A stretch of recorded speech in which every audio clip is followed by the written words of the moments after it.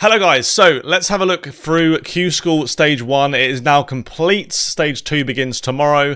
And yeah, let's go through some of the notable names who have made it through into Stage 2 and explain a few rule changes from last year that you might not be aware of. So let's go through and let's have a look. So these are all the names that have made it through Stage 2. These are the guys who qualified on the day. So the way that you qualified on the day was to make it to the last 16. So there are 48 names here. Some notable people: Steve Beeton is on there, Chaz Barstow, Tom Sykes, Tommy Lishman, Shane McGurk, Jamie Hughes. There's loads and loads of good players in here, players who you would have heard of loads and loads of times, who have qualified through to Stage 2. After that, it was all based on a ranking system, so from the last 1 to 8 onwards, you were getting points. And it was basically a point system. So there are 47 players here who have made it through to Stage 2. One of those being John Part, who took the last spot.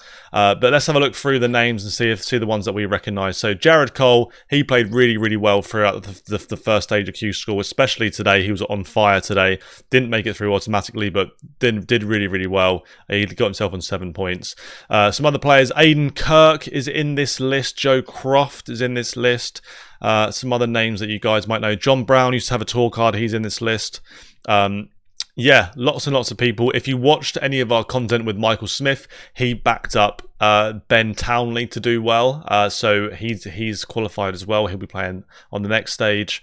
And yeah, there are just loads and loads of good dart players. These are all through to Stage 2. They will be competing with a few people who have already qualified for Stage 2. Those are people who have finished high on order of merits across the last year, and those players who have lost their tour cards. But let's go through some different things that have happened. So in the previous years, there will be one qualifier, one tour card holder guaranteed every day. So for the next 4 days, previously, the person who wins the tournament gets a tour card guaranteed. This year, it's different. This year, the top 2, so the 2 that make the final will get through to Q School, will qualify for Q School with a tour card. So instead of just the winner, it's now the top 2. So over the course of the next 4 days, in the EU and the UK, there will be 2 qualifiers per day who get tour cards. Now, previously, what would then happen would be that the day after would be 127 players, the day after that 126, and then 125. This year they've changed it. So the way that it's going to change is that the players who have finished outside of the top 47 here, so Kevin McDine and Lewis Gurney, they will not play tomorrow, they will not play Thursday, but they will be invited back to play Friday, Saturday and Sunday.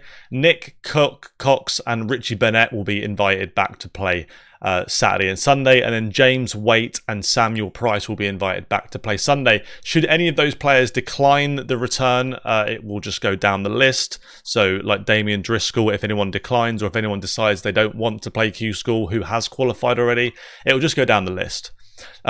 Same in EU. So we have a look at EU qualifiers as well.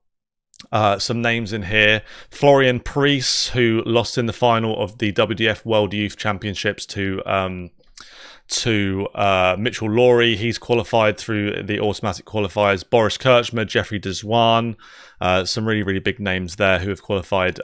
Also, Daniel Kloos is in, Danny Jansen, and I'm also looking for Jimmy Vanschke. He's also qualified as well. But same thing happened with these guys. So Mason Whitlock is qualified on the order of merit. Brian Roman, he's qualified on the order of merit. Liam Mandel Lawrence is qualified on the order of merit. But this will be exactly the same as the UK one. So these 2 players will not play on Thursday, but will play Friday, Saturday. These will play Saturday, Sunday, and these will play just on Sunday. That's how it's all worked. A standout for today is Jarno Bottenberg. Now, there's a chance that he gets in on one of the days because there are a few players who might not play Stage 2 or who might not be bothered to come back. But Jarno Bottenberg today, he went into the day on 3 points plus 11. He played his first game, lost 5-0, went down to 3 points plus 6. And if he had just not turned up today, he would have finished here and he would have been into Stage 2, which is a bit crazy. But anyway, As far as the tour card split goes, there are 29 tour cards available. 16 will go to the EU and 13 will go to UK, with 8 automatic qualifiers every single day. That means on the order of merit at the end of the week, the top 5 in the UK will go through and get a tour card, and the top 8 in the EU will go through and get a tour card. So that's how it all works. That's how it's split. It's going to be really, really interesting to see who gets tour cards. It's the best week of the year, in my opinion. But that is the update for Q School going into Stage 2. If you did enjoy this video, leave a like on it, subscribe, and yeah, let's get into it for Stage 2. I'm looking forward to this. Should be really, really, really, really, really fun.